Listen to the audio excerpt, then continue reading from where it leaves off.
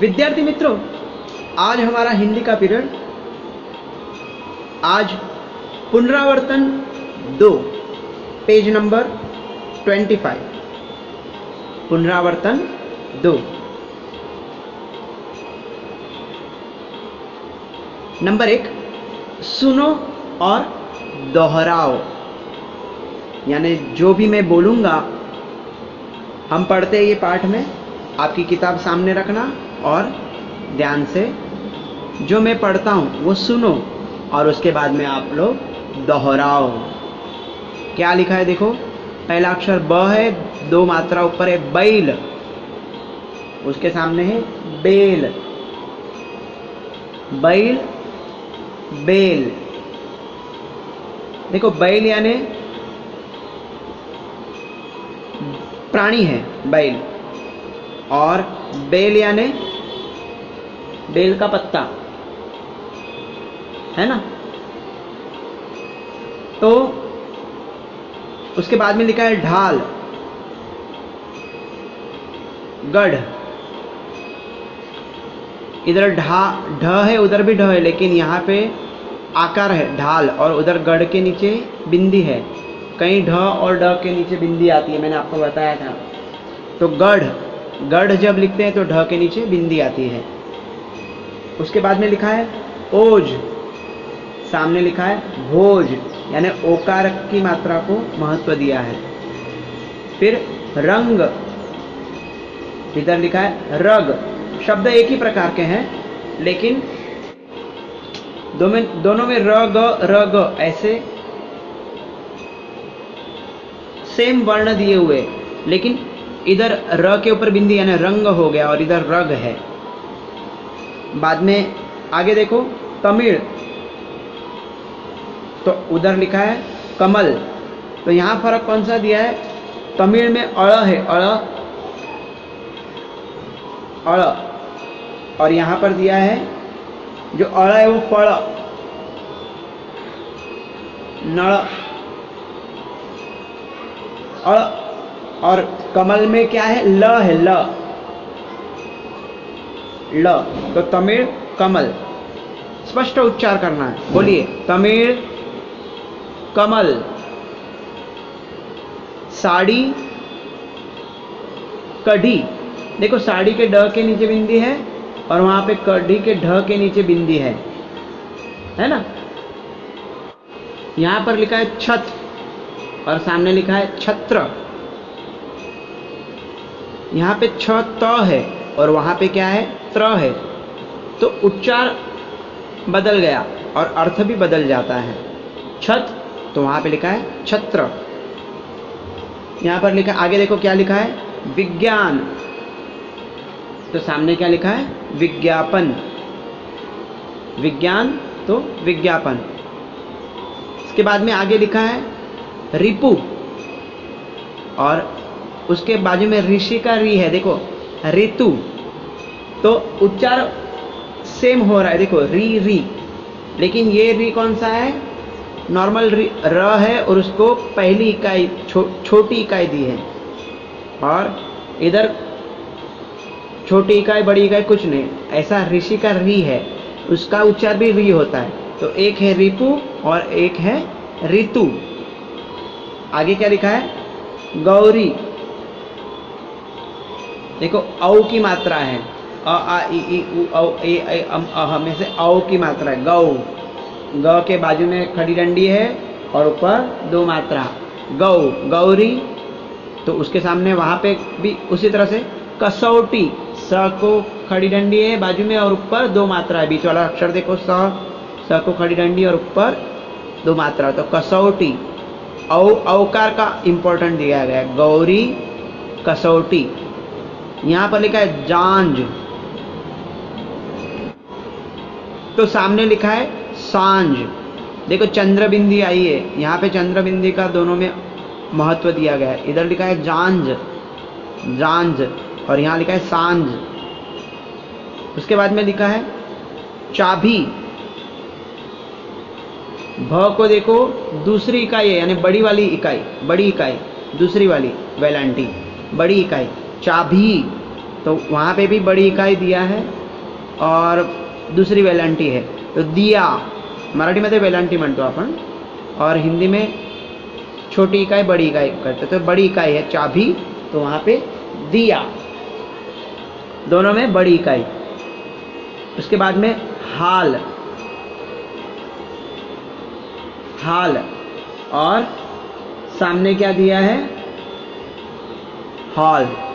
अभी यहाँ ह के बाजू में काना है और वहाँ पे ह के बाजू में काना, ऊपर अर्धचंद्र चंद्र है, सिर्फ बिंदी नहीं है। तो ये मैंने आपको डॉक्टर में बताया था, डॉक्टर, ऑटो, तो हॉल और ये हाल। फिर एक हाल होता है, हाल कैसा है जनाब, तो हाल कैसा है, और हाल, तो हाल यानी हाल कैसा है, और हॉल यानी जो शादी ब्याह के कार्यक्रम में जो हम नियुक्त करते हैं कुछ भी अच्छा प्रसंग करने के लिए, कुछ भी अच्छा कार्यक्रम करने, तो किस में करते हैं प्रोग्राम हम वगैरह, हॉल में। देखो ऑफिस में भी ऐसे, ऑफिस नहीं बोलते, ऑफिस, डॉक्टर। हाँ, आगे देखिए साल और शॉल। देखो इधर भी उसी तरह से हॉल की तरह शॉल आया है और पहला लिखा है साल। साल यानी कौन सा साल है, गए साल कौन सा था 2019, ये साल कौन सा है 2020 और अगला साल कौन सा आएगा 2021, 2021, अभी 2020 है। तो उस हिसाब से साल। और ये शॉल जो हम ठंडी में यूज़ करते हैं, हमारे ऊपर शरीर के ऊपर हम शॉल डालते हैं, शॉल। फिर लिखा है तृण। देखो तृण में त के नीचे जो है वो ऋषि का री का मिक्स होके त ऋषि का री मिक्स, त प्लस ऋषि का री, तो क्या हो जाएगा तृण। तो इसको क्या कहेंगे, तृण। तो यहाँ पे सामने क्या लिखा है, उसी तरह हृदय, जैसे हमने रिपु और ऋतु में देखा था सेम उसी तरह तृण, हृदय। आगे लिखा है पेड़, डमरू। देखो एक ड है उसके नीचे बिंदी है, लेकिन डमरू के ड के नीचे बिंदी नहीं आई, यानी हर ड के नीचे बिंदी आएगी ऐसा नहीं है। जो अंतिम में आता है पेड़, पेड़, तो ड के नीचे बिंदी है, लेकिन ड स्टार्टिंग में तो डमरू के नीचे बिंदी नहीं है। पेड़, डमरू। इन शब्दों का अनुवाचन, वाचन करना है, यह है मौखिक कार्य। लेकिन इन्हें अपनी कॉपी में लिखिए, यानी यह हम बोल तो रहे लेकिन आपको अपने नोटबुक में यह लिखना भी है। लिखिए, इनके अर्थ जानिए, यानी लिखते तो हो लेकिन इसके अर्थ भी जानना जरूरी है हमको, क्योंकि मात्राओं की गलती से या वर्णों की गलती से अर्थ किस तरह बदल जाते हैं इसे ठीक से समझ ले और गलती करने से बचे। यानी हर जगह एक ही तरीका लिखा होता है लेकिन उच्चार अलग, अर्थ अलग हो जाता है। मात्राओं की अलग अलग मात्राओं से अलग अलग शब्द बन जाते हैं। वर्ण एक ही होते हुए भी मात्राएं अलग अलग लगने से शब्द अलग हो जाता है, शब्दों का उच्चार व शब्दों के अर्थ। उदाहरण तरीके से उदाहरण में दे रहा हूं आपको, जैसे कि हमने क्या पढ़ा, बैल। तो बैल एक जानवर है ना, बैल तो एक जानवर है। और बेल एक वृक्ष है जिसके पत्ते हम शिव जी को चढ़ाते हैं, पता है ना, शिव शंकर भोलेनाथ शिवलिंग पर हम जो बेल के पत्ते चढ़ाते हैं। और दूसरी बात क्या कहूँ बताओ, कि बेल के पत्ते हैं वो कैसे होते हैं, एकदम ठंडे होते हैं। यानी जिसका गर्मी का कोटा है ना, जिसको गर्मी की प्रॉब्लम है, शरीर में गर्मी रहती है, फोड़े फुंसी वगैरह होते हैं, तो गर्मी लगती है ज़्यादा, तो जैसे गर्मी चालू होने के पहले बेल का शरबत भी मिलता है, आपको पता होगा, है ना। तो बेल उबाल कर उसको ठंडा करके बेल का पानी भी पीते हैं, बेल का शरबत भी पीते हैं। और बेल आयुर्वेदिक के हिसाब से प्रकृति से ठंडा है। तो जिसको गर्मी का कोठा है, गर्मी का प्रॉब्लम है, तो वो बेल का पत्ता, बेल का शरबत यूज कर सकता है, उसका उपयोग कर सकता है। तो बैल एक जानवर है, तो बेल एक वृक्ष जिसके पत्ते शिव जी को चढ़ाए जाते हैं। अभी आगे देखो, ढाल और गढ़ ये शब्द दिए हैं, हमने पढ़े। तो ढाल और गढ़ शब्दों में, हाँ, और एक बात कि मैंने बैल एक जानवर है कहा है, लेकिन बैल जानवर को दूसरा शब्द कौन सा है पता है आपको? जानवर को क्या कहते हैं? पशु है ना, उसको हम पालते हैं, और जानवर जंगल में रहते हैं। लेकिन ये बैल तो हम पालते हैं, बैल का उपयोग भी करते हैं, तो इसलिए हम उसको पशु कहेंगे। ओके। और अभी आगे देखेंगे ढाल और गढ़, ये दो शब्द। ढाल में कैसा है? ढाल और गढ़ शब्दों में ढ वर्ण को ठीक से लिखना चाहिए। ढाल और गढ़ शब्दों में ढ वर्ण को ठीक से लिखना चाहिए। ढाल में ढ है, तो गढ़ के ढ में नुक्ता है। नुक्ता का अर्थ ढ के नीचे बिंदी है, मैंने आपको समझाया है। सभी जोड़ियों का अध्ययन इसी तरह करना है, इसी तरह कीजिए। अब प्रश्न नंबर 2 लिखा है, देखो, परीक्षा के समय अचानक तुम्हारा पेन खराब हो जाए तो तुम क्या करोगे? अभी आपको क्या करना है, अपनी भाषा में आपको जो समझता है उस हिसाब से आपके अपने भाव प्रकट कीजिए अपनी भाषा में, अच्छे से लिखिए। यह आप रफ बुक में लिखेंगे चलेगा, ओके। ये हिंदी की नोटबुक में मत लिखना, लेकिन यह आप परीक्षा के समय अचानक तुम्हारा पेन खराब हो जाए तो तुम क्या करोगे, अपने विचार आपको अपनी रफ नोटबुक में लिखना है। उससे क्या होगा कि आप अपने मन से लिख सकते हो कुछ भी। जैसे कि परीक्षा का विद्यार्थी जीवन में बड़ा ही महत्व होता है। सभी छात्र, मैं एग्जाम्पल के 5-6 वाक्य बोल रहा हूँ, लेकिन लिखना है आपके मन से, मेरे वाक्यों का उपयोग करना नहीं है। सभी छात्र परीक्षा के दिनों में कड़ी मेहनत करते हैं, हर कोई अच्छे अंक पाने की कोशिश में लगा होता है। मैं भी उनसे अलग अलग नहीं हूँ। पूरी लगन से मैंने जो पढ़ा, याद किया, उसे निर्धारित समय में पेपर में उतारने की कोशिश करता हूँ। अब ऐसे में अगर पेन खराब हो जाएगा तो पूरी मेहनत पर पानी फिर जाएगा। अगर मेरे साथ ऐसा हुआ तो पहले अपने आप को संभाल कर शांत मन से सोचूंगा, समस्या का हल ढूंढने की कोशिश करूंगा, अपने सुपरवाइजर को अपनी परेशानी बताऊंगा, उनके पास मदद की गुहार लगाऊंगा। हो सकता है कि वे मेरी मदद कर दे, मुझे कोई दूसरा पेन लिखने मिल जाए। और अगर पेन दिलाना संभव ना हो पाए तो अपने खराब पेन से लिखने में ज़्यादा समय लगेगा, इसलिए अधिक समय की मांग करूंगा। लेकिन अगर ऊपर लिखे दोनों उपाय संभव ना हो पाए तो उन प्रश्नों को पहले हल करूंगा जिनके अंक अधिक मिलते हैं, जैसे कि वस्तुनिष्ठ प्रश्न, व्याकरण के प्रश्न पहले हल करके पेपर अधिक से अधिक पूरा करने की कोशिश करूंगा। यानी जितना हो सके उतना बी पॉजिटिव रहना है। और पहली बात तो क्या करना है, परीक्षा के समय हमको एक पेन लेके नहीं जाना है, कम से कम 2 से 3 पेन साथ में रखने चाहिए। एक पेन खराब हो जाए तो दूसरा पेन इस्तेमाल कर लेना है, क्योंकि हर बार हम सुपरवाइज़र को भी परेशान नहीं कर सकते और वो भी हमें सहाय नहीं कर सकते, उस समय सहायता नहीं कर सकते हमारी। कहेंगे परीक्षा और आपको पता नहीं है कि आप पेन लाना है, वो भी अटक जाता है, पेन खराब हो गया, ऐसी पेन लाए, तो कम से कम 2-3 पेन हमको साथ में रखना चाहिए, ताकि हम तो एक पेन अगर खराब हो जाए तो दूसरा पेन यूज़ कर सकते हैं। ये तो ठीक है, फिलहाल मैंने इतना बताया, लेकिन आपको अपने मन के भाव अपने विचार से लिखने हैं रफ नोटबुक में। आगे देखिए प्रश्न 3, अनुरेखन करो और पढ़ो। देखो डॉट में अक्षर लिखे हुए, बुक में देखिए डॉट में अक्षर लिखे हुए, उनका अनुरेखन करना है और पढ़ते जाना है। पहला अक्षर है श्रम, श्रम। दूसरा अक्षर है शहर, शहर। तीसरा अक्षर है देखो री की मात्रा ये ग को, तो गृह।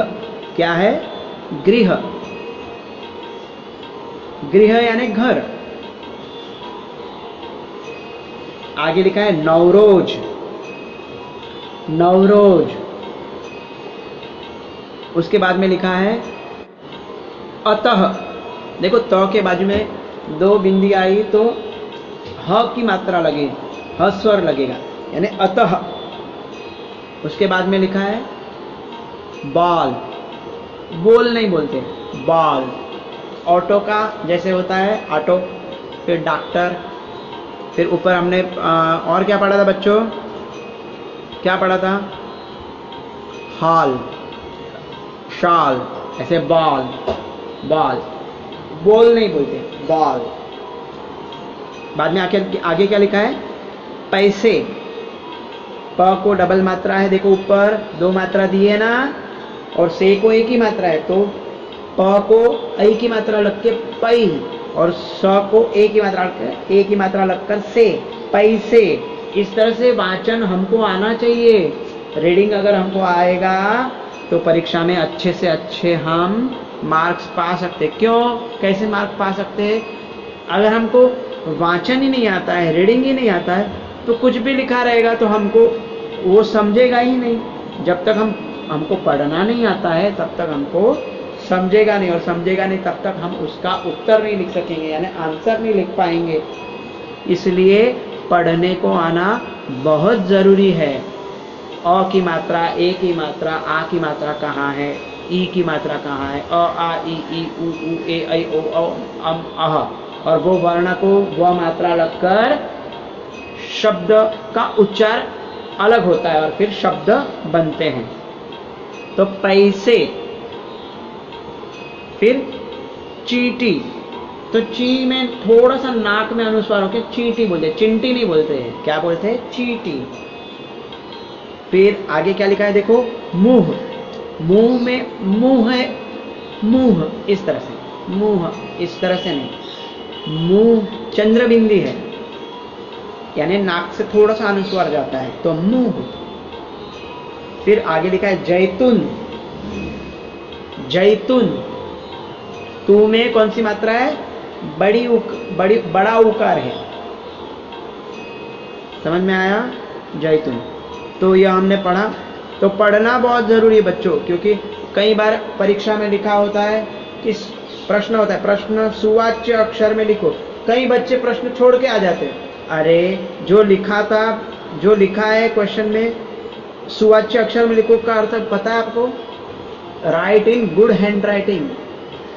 देख के सेम कॉपी करना होता है, सेम का सेम आपको लिखना होता है, लेकिन वह प्रश्न छोड़ के उसके 2 मार्क जो भी रहेंगे, 2 मार्क 4 मार्क आप छोड़ आते हो। उसका कारण क्या हुआ? आपको पढ़ने को नहीं आता है। यानी कई बच्चों को पढ़ने को अच्छे से आता है, कई बच्चों को पढ़ने को नहीं आता है। तो पढ़ने को आना बहुत ज़रूरी है। अगर पढ़ने को आएगा, वाचन अच्छा होगा, तो हम कुछ भी समझ सकते, और हमको वाचन आया तो हम समझेंगे, समझेंगे तो हम लिखेंगे। तो सब कनेक्टिविटी है, एक के बाद एक। इसलिए पढ़ना बहुत ज़रूरी है। आपको भी रोज एक लेसन पढ़ना चाहिए, रोज का एक लेसन पढ़ना ही चाहिए। जो स्कूल से मिलता है वह तो आपको आपके स्कूल की तरफ से टीचर्स की पढ़ाई है, लेकिन स्वयं अध्ययन यानी खुद का अध्ययन आप करते हो क्या? रोज करना चाहिए। खुद से, खुद अलग से खुद पढ़ना चाहिए। टीचर ने पढ़ाया वो तो पढ़ेंगे आप, लेकिन खुद को खुद से पढ़ना चाहिए। एक कम से कम आधा घंटा आपको पढ़ना चाहिए, रीडिंग करना चाहिए। एक लेसन, कुछ नहीं तो कम से कम एक लेसन रीडिंग अच्छे से करना चाहिए, वो समझना चाहिए, उसके अर्थ लिखने चाहिए। जो हार्ड वर्ड्स है यानी जिस कठिन शब्द है नहीं समझता है तो उसके अर्थ लिखने चाहिए।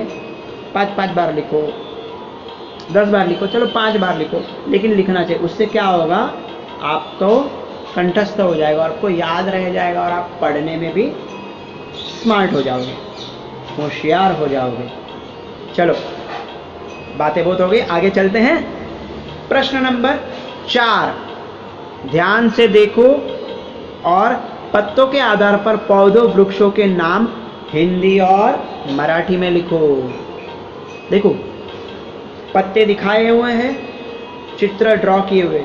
आपको क्या करना है, यह चित्र को आपकी हिंदी की नोटबुक में, रफ नोटबुक में नहीं, रफ नोटबुक में मैंने आपको प्रश्न नंबर 2 रफ नोटबुक में लिखने के लिए कहा है, बराबर है। उसका आंसर आप रफ नोटबुक में लिखेंगे, लेकिन प्रश्न नंबर 4 वह प्रश्न आपको आपकी हिंदी की नोटबुक में लिखना है। किस तरह से चित्र ड्रॉ करने हैं, जो चित्र दिए हुए पान के पत्ते के,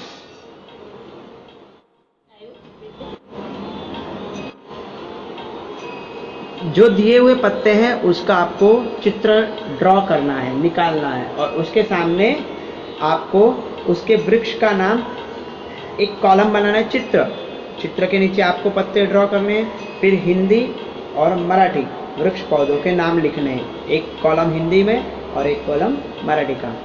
देखो पहला पत्ता दिया हुआ है, मैं आपको बताता हूँ। पहला जो पत्ता दिया हुआ है देखिए, वो कौन सा पत्ता है, कौन बताएगा, बताओ। हाँ, आम का पत्ता है। तो हिंदी में क्या कहते हैं, आम, और मराठी मध्ये आपण काय म्हणतो त्याला, आंबा। हिंदी में क्या कहते हैं, आम, और मराठी में कहते हैं आंबा। नंबर 2 दूसरा पत्ता है, देखो कौन सा पत्ता दिख रहा है, कौन बताएगा, हाँ, पीपल का। तो हिंदी में हम क्या कहेंगे, लिखेंगे उसको पीपल। हिंदी में क्या लिखेंगे, पीपल, और मराठी मध्ये आपण काय म्हणतो त्याला, पिंपळ। मराठी मध्ये आपण काय म्हणतो, पिंपळ। अभी तीसरा पत्ता देखो, किसको याद आ रहा है, बोलिए, ये पत्ता देखकर किसको याद आ रहा है, हाँ, ये पानी में कमल का पत्ता होता है ना। कमल में पानी का पत्ता ऐसा तैरता ऊपर दिख रहा है, देख तो आप देखते हो ना कमल का पत्ता। तो ये कौन सा पत्ता है, कमल का। कौन सा वृक्ष है, कमल। कौन सा पौधा है, कमल। तो मराठी में, हिंदी में क्या बोलते हैं, कमल, और मराठी मध्ये आपण काय म्हणतो त्याला, कमळ, है ना। ल और अ का फर्क है। आगे देखिए क्या लिखा है, नहीं आगे देखिए कौन सा पत्ता है, हाँ, ये देखो ये कौन सा पत्ता है, नीम का पत्ता। नीम का पत्ता तो आपको पता है, हमारी पोएम हमने सीखी है, नीम नामे डॉक्टर नामे, है ना, औजा नामे वैद्य हकीम, मैं तो केवल एक पेड़ हूँ, नाम है मेरा नीम। आपको पता है नीम के सारे गुण भी पता है, नीम से क्या फायदा होता है वो भी पता है। नीम की पोएम हमें है, आपके मम्मी पापा को वो पोएम सुनाना और उसके फायदे भी बताना। तो एक पत्ता तो आपको पता है, कौन सा है, नीम। हिंदी में इसे क्या लिखेंगे, नीम, न को बड़ी इकाई, नीम, नीम। आणि मराठीमध्ये आपण काय म्हणतो त्याला, लिंब। मराठीमध्ये आपण काय म्हणतो, लिंब, कडुलिंब। क्योंकि कडुलिंब क्यों बोलते हैं, क्योंकि वो कड़वा होता है, एक मीठा नीम आता है, कड़ी पत्ता बोलते हैं जिसको, और ये कड़ू नीम यानी कड़ी लिंब। तो नीम मराठी मध्ये लिंब। अभी आगे देखो कौन सा पत्ता है, अरे ये कौन सा पत्ता है, हम सबको अच्छी लगती है, वो क्या है, अंगूर। अंगूर का पत्ता है। मराठी मध्ये आपण त्याला काय लिहिणार, काय म्हणतो आपण त्याला, द्राक्ष। हिंदी में अंगूर, मराठी में द्राक्ष। आगे देखिए, ये आगे का पत्ता देखो, वो कौन से वृक्ष का है, शमी। कौन से वृक्ष का है, शमी। हाँ, वो सोने का पत्ता कहते हैं ना हम। दशहरा के दिन, दशहरा, उस दिन हर मराठी जो व्यक्तित्व होता है वो उनके घरों में क्या हमने देखा है, सोने का पत्ता देते हैं, है ना, सोना गया। तो ये सोने का पत्ता जैसा दिखता है, तो उसको हिंदी में क्या कहेंगे, शमी। हिंदी में क्या कहेंगे, शमी। और मराठीमध्ये आपण काय म्हणतो त्याला? आपटे. आपटे का पत्ता है वो, आपटे, आपटे. अभी आगे देखिए कौन सा पत्ता है ये? अशोक का पत्ता है, अशोक का पान है. अशोक वृक्ष रहता है ना, उसका पान है अशोक. मराठीमध्ये पण आपण काय म्हणतो त्याला? अशोक. पुढे बघा कौन सा पत्ता है? कौन से वृक्ष का, कौन से पौधे का है? गुलाब. हाँ, गुरु पूर्णिमा के दिन हम गुलाब देते हैं ना गुरु को, तो गुलाब के उसमें कांटे भी होते हैं, है ना, और ये गुलाब के पत्ते हैं. इस पत्ते को देखकर हम वृक्ष का नाम कौन सा लिखेंगे? पौधे का गुलाब. मराठीमध्ये पण आपण काय म्हणतो? गुलाब. अभी आगे वाला देखो.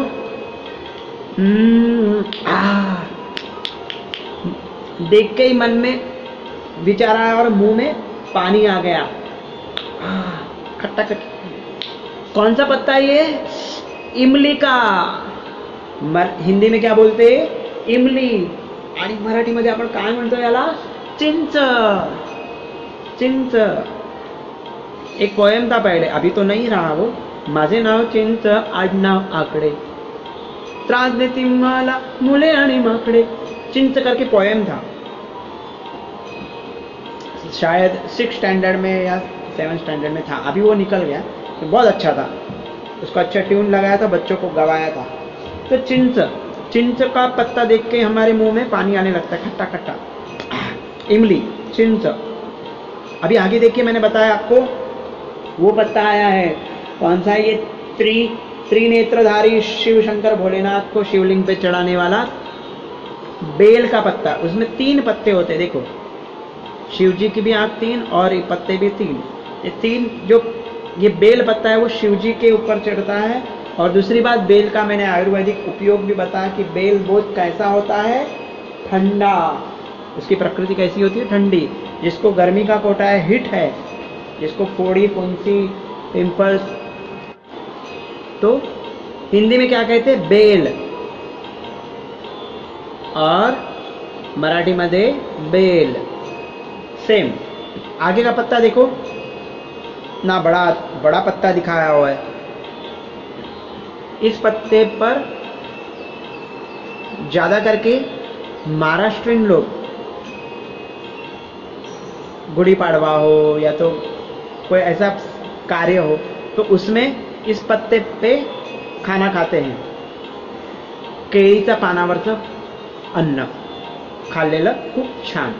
ऐसे उत्सव में कई जगह पे इस तरह से कहते हैं. और दूसरा, साउथ इंडियन लोग डोसा, इडली, कई ऐसे रेस्टोरेंट भी है, पर साउथ में जाएंगे तो कई उधर कई जगह पे केले के पान पे आपको डोसा, इडली सब वैसा केले के पान पे देते. तो केले का पान एक थाली हो गई एक प्रकार की. ये केला जो होता है उसका पत्ता है ये. तो हिंदी में क्या कहते? केला. आणि मराठीमध्ये आपण काय म्हणतो?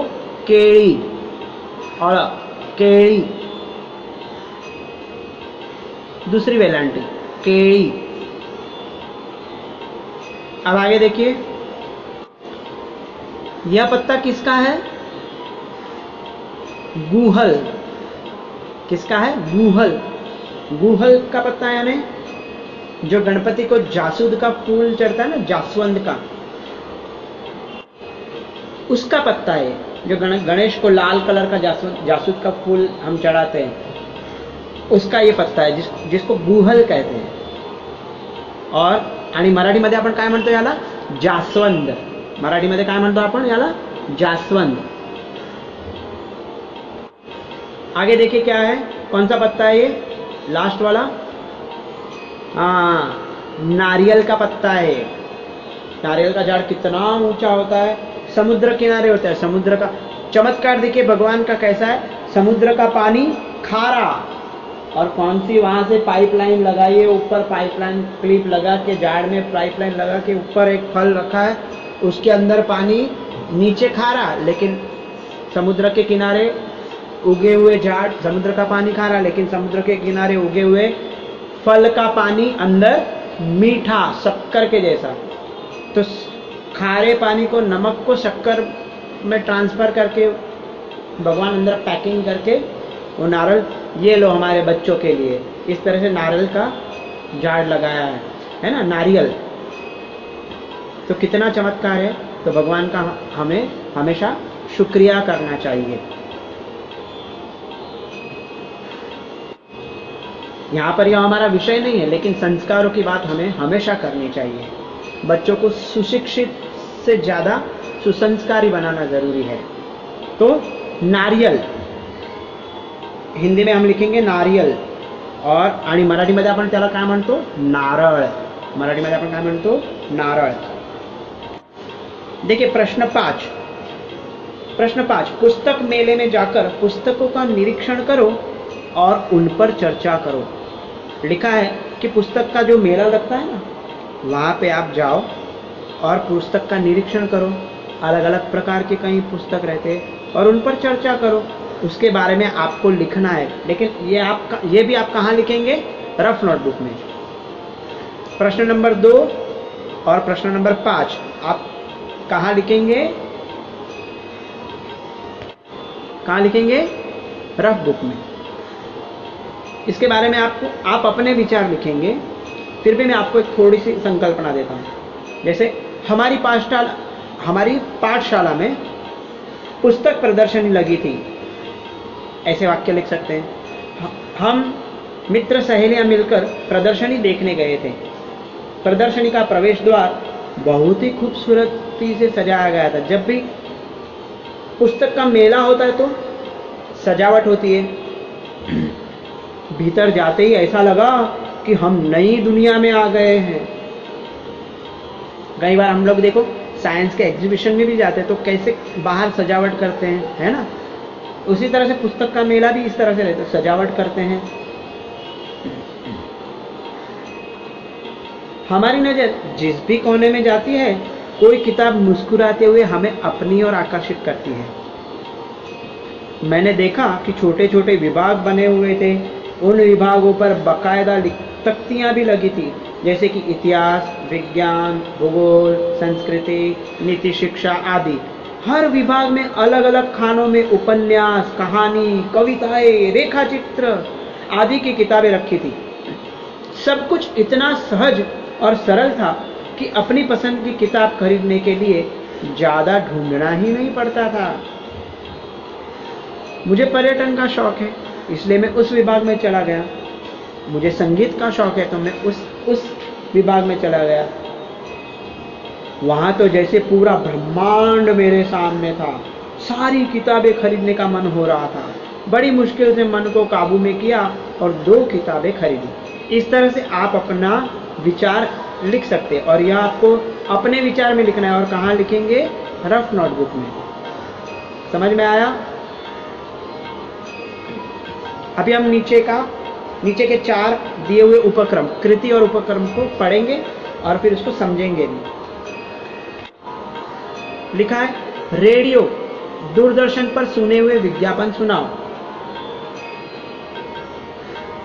आप क्या करेंगे, इसमें से भी जो भी आप ये 4 है, उसमें से चारों के आप अपने अपने विचार से, अपने अपने वाक्य से कृति करेंगे, उपक्रम करेंगे और कुछ जहाँ पे लिखना संभव है वहाँ पे लिख सकते हैं। और लिख के बाद में नहीं लिखना ही है रफ बुक में, और उसके बाद में आपको उसकी कृति और उपक्रम करना है। जैसे कहीं रेडियो और दूरदर्शन पर आप विज्ञापन सुनते। विज्ञापन यानी क्या, एडवर्टाइजमेंट। विज्ञापन यानी क्या, एडवर्टाइजमेंट। जैसे अंबुजा सीमेंट, शिक्षक और अर्जुन का संवाद। शिक्षक कहता है, अर्जुन खड़े रहो, चलो दीवार पर निबंध सुनाओ। अर्जुन कहता है, मैम दीवार 2 प्रकार की होती है, अच्छी दीवार और बुरी दीवार। शिक्षक कहता है, जरा इसे एक्सप्लेन करो। अर्जुन कहता है, मैम मेरा एक फ्रेंड है रमेश, जो बहुत अच्छा क्रिकेट खेलता है। अच्छा क्रिकेट खेलता है, लेकिन मैम अब वह हमारे साथ क्रिकेट नहीं खेलता। ताऊ जी कहते हैं उसके और हमारे बीच एक दीवार खड़ी हो गई है जो हमें बिल्कुल भी नजर नहीं आती। बाद में निवेदक क्या बोलता है, कंपेरर, तोड़ देनी चाहिए ये दीवारें जो हम में दरारें पैदा करे, और मजबूत दीवारों के लिए सिर्फ अंबुजा सीमेंट। तो है ना, तो इस तरह से कई, जैसे और एक मैं आपको विज्ञापन सुनाता हूँ, जैसे स्वच्छता अभियान। स्वच्छता अभियान पे एक गाना आया था, जो गाना हमने श्री बंशीधर अग्रवाल मॉडल स्कूल में हमने एनुअल फंक्शन में किया था। गए साल नहीं, यानी अभी जो लास्ट ईयर था वो नहीं, उसके लास्ट ईयर है। बहुत अच्छा गाना हुआ था और एक्शंस भी की थी। स्वच्छ भारत का इरादा कर लिया हमने, देश से अपना वादा ये वादा कर लिया हमने, हमसे निकलेगी स्वच्छता की एक नदी, चल चल चल चल कल कल कल कल एक धुली सी जिंदगी, स्वच्छता की ज्योति को लेकर घर घर जाएंगे, साफ सुथरी रोशनी से सब नहाएंगे, स्वच्छ भारत का इरादा कर लिया हम, देश से अपना वादा ये वादा कर लिया हमने। ये विज्ञापन आपको, ये एडवर्टाइजमेंट अगर आपको देखनी है तो आप YouTube पे सर्च मार सकते हैं, स्वच्छ भारत का इरादा। तो यह गाया है कैलाश खेर, सिंगर कैलाश खेर ने, कैलाशा है ना, सूफी सिंगर कैलाश खेर, उसने यह गाना गाया है। बहुत अच्छा गाना गाया है। और यह गाना मैंने एनुअल फंक्शन में मैंने और बच्चों ने मिलकर गाया था। मैंने गाया था, बच्चों ने कोरस किया था और पूरा उसका एक्ट भी किया था और बहुत अच्छा हुआ था प्रोग्राम। तो इस तरह से विज्ञापन का हम उपयोग इस तरह से कर सकते हैं, सुनाना किसको। और फिर आगे लिखा है, यदि तुम्हें पंख लग जाए तो तुम क्या क्या करोगे बताओ। अभी सच में आपको अगर पंख लग जाए तो आप क्या क्या करोगे। अपने विचार आपको अपनी भाषा में, यह भी आप कहाँ लिखेंगे, रफ नोटबुक में। क्या लिखेंगे, एज एग्जाम्पल देता हूँ, जब जब मैं नीले गगन में पंछियों को, जब जब मैं नीले गगन में पंछियों को विचरण करते देखती हूँ या देखती हूँ, तब तब ख्याल आता है काश मुझे पंख लग जाए। अगर मेरी कहानियों की परी मुझे वास्तव में मिल जाए तो मैं अपनी परी दीदी से पंख ही मांगूंगी या मांगूंगा, और पंख मिलने पर अनंत आसमान में इधर उधर विचरण करूंगी या करूंगा। देश विदेश की यात्राएं मेरे लिए सरल हो जाएगी, न वीजा की झंझट और न पासपोर्ट, ना ही महंगे हवाई टिकट को खरीदना पड़ेगा। नदी पर्वत कोई भी मेरा रास्ता नहीं रोक सकेगा। उगते डूबते सूरज को पास से देखूंगी, यानी इस तरह से आप बादल से भी बात करूंगी, इंद्रधनुष के झूले में झूलूंगी। आप अपने विचार जितने भी अच्छे अच्छे आ सकते उस विचार से आप अपनी भाषा में वह लिखेंगे रफ नोटबुक में। देखिए आगे क्या लिखा है, प्रति सप्ताह अपनी पसंद के चित्र लेकर चित्र वाचन करो। देखो आपको जो पसंद आए वो चित्र देखो और चित्र का वाचन करना सीखना चाहिए। जैसे शुरुआत में आओ खेले, फिर नंदनवन करके चित्र लगाए हुए हैं और फिर चित्र के हिसाब से हमको उसका वाचन करना है। जैसे मैंने आपको भी बताया था, आपको भी करने को बोला था कि आपको इस चित्र को पढ़ना है और उस हिसाब से आपको क्या क्या लगता है अपनी भाषा में आपको लिखना है। तो जैसे आओ खेले का आप पेज देखेंगे, पेज नंबर 1, पान नंबर, पृष्ठ नंबर 1, तो उसमें देखो पहला जो है उस चित्र में सारे बच्चे खेल रहे, उस खेल का नाम क्या है, लगोरी। उसमें लगोरी खेलते हुए बच्चे नजर आ रहे हैं, है ना। 7 छोटे बड़े पत्थर रखे हैं और फिर उसको क्रम में रखकर गेंद से ठुकराते हैं, यानी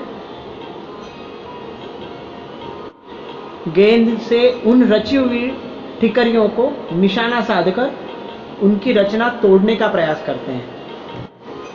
इस तरह से दूसरा जो चित्र है वो है गिल्ली डंडा, है ना, गिल्ली डंडा खेल रहे।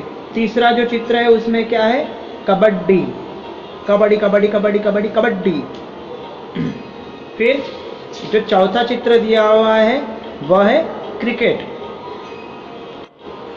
क्रिकेट हमने ज़्यादातर क्या देखा है कि लड़के खेलते हैं, लेकिन इसमें लड़कियां दिखाई है, तो कई लड़कियां भी खेलती है क्रिकेट, वह दिखाने के लिए इसमें चित्र दिया हुआ है। तो चित्र वाचन हमको आना चाहिए।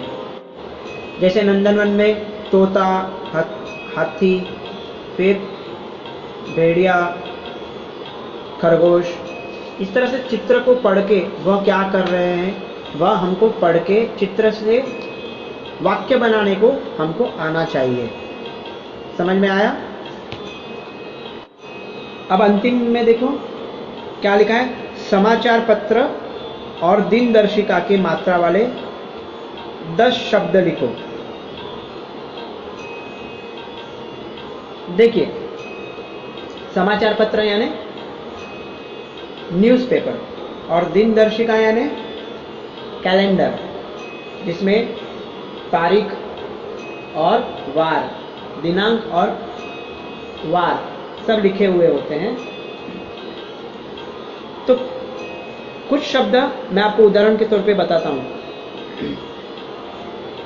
जैसे अपना समाचार पत्र है दैनिक भास्कर, जागरण, नवभारत टाइम्स जैसे समाचार पत्र, और काल निर्णय, महालक्ष्मी कैलेंडर, दिन दर्शिका का उपयोग आप कर सकते हैं। जैसे समाचार पत्र में मात्रा वाले शब्द है, आ की मात्रा है तो कौन सा आएगा, जो भी वर्ण है उसके बाजू में खड़ी डंडी आएगी। समझो लिखा है खास, तो खास में खा में कौन सी मात्रा, ख को खड़ी डंडी, तो कौन सी मात्रा हो गई, आकार की मात्रा। फिर उसके बाद में सभी, समझो सभी लिखा है तो सभी में बड़ी इकाई है तो बड़ी ई की मात्रा।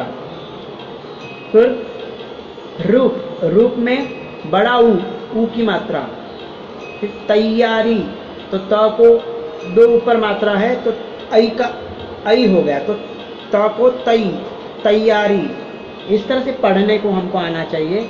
समाचार पत्र इस तरह से हम पढ़ेंगे तो हमको समाचार पत्र पढ़ने को भी आ जाएगा और तारीख देखना भी आ जाएगा। और कहीं पे भी हम ट्रेन में जाते हैं तो उसकी तख्तियाँ भी लिखी हुई थे, जैसे कौन सा स्टेशन आया है तो दादर, कौन सा स्टेशन आया है वडाला, है ना, तो वडाला रोड, इस तरह से सब लिखा हुआ होता है।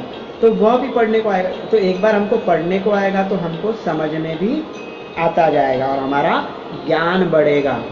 तो इस तरह से आपको आपके घर में जो समाचार पत्र आते हैं वह और कैलेंडर आपका, उसमें से जो मात्रा वाले शब्द, प्लेन नहीं, प्लेन शब्द यानी जिसको कोई भी मात्रा नहीं लगी, सिर्फ अक्षर लिखे, वर्ण लिखे, लेकिन मात्रा कुछ भी नहीं, खड़ी डंडी नहीं है, नहीं ऊपर एक मात्रा नहीं, 2 मात्रा नहीं, उकार ना ईकार, बड़ी इकाई नहीं, छोटी इकाई, कुछ भी नहीं है, तो वो सरल अक्षर हो गए, वह नहीं। समाचार पत्र में से आपको कौन से 10 शब्द लिखने हैं, मात्रा वाले। उसमें आ की भी मात्रा हो सकती है, बड़ी इकाई की भी, छोटी इकाई भी, बड़ा ऊ, छोटा ऊ, ऐ की मात्रा हो सकती है, ओ की मात्रा हो सकती है, आ की मात्रा हो सकती है, जो डॉक्टर में मैंने बताया अर्धचंद्र रहेगा, बिंदी नहीं, सिर्फ अर्धचंद्र वाला। फिर चंद्र बिंदी वाला भी वाक्य होता है। तो जिस तरह से अलग अलग प्रकार के वाक्य को, अरे शब्दों को आप लिख सकते हैं। 10 शब्द आप समाचार पत्र में से लिखे और 10 शब्द दिनदर्शिका में से लिखे, यानी कैलेंडर में से लिखे। यह भी आप रफ नोटबुक में लिख सकते हैं। और अगर आपकी नोटबुक में जगह हो तो हिंदी की नोटबुक में, नहीं तो आप रफ नोटबुक में ये लिख सकते हो। कौन से प्रश्न, प्रश्न नंबर 2, प्रश्न नंबर 5 और प्रश्न के नीचे कृति और उपक्रम, उसके बारे में आप कहाँ लिखेंगे, रफ नोटबुक में। दिनदर्शिका में से भी आपको वार मिलता है, वार लिखा है तो व को खड़ी रखनी तो आ हो गया तो वार, है ना। फिर महावीर जयंती होती है तो महावीर, वी में बड़ी इकाई वीर, है ना। फिर सोमवार तो ओ की मात्रा हो गई। तो इस तरह से आपको ढूंढ ढूंढ के लिखना है। फिर कई जगह में प्रातः लिखा रहता है तो त के बाजू में 2 डॉट, तो अह की मात्रा। समझ में आया? तो आपको इस तरह से लिखना है और अपना ज्ञान बढ़ाना है, पढ़ना आना चाहिए, रोज का एक लेसन पढ़ना है, शब्द वर्ण मात्रा सबको समझना है और आगे बढ़ना है। धन्यवाद।